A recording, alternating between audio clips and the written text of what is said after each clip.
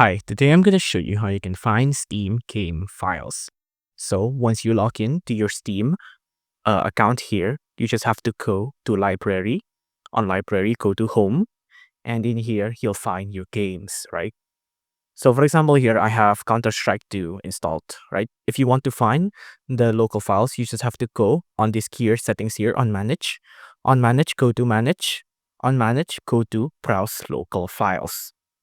Once you click on this, there you go. This is where the file for Counter-Strike is kept. So in common, you'll see that this is where all of your game file are kept. But sometimes if you delete a game, for example, I have Tekken 7 deleted here. So I have Tekken 7, but it's not installed, right? The thing, the folder is still here, but it's just empty, right? Let me show you another example. For example, here I have Sky Children of Light installed. I want to go to manage, and then browse local files. You'll see it's at the exact same place, which is at commons. The common path is like volume D, Steam library, Steam apps, and then common.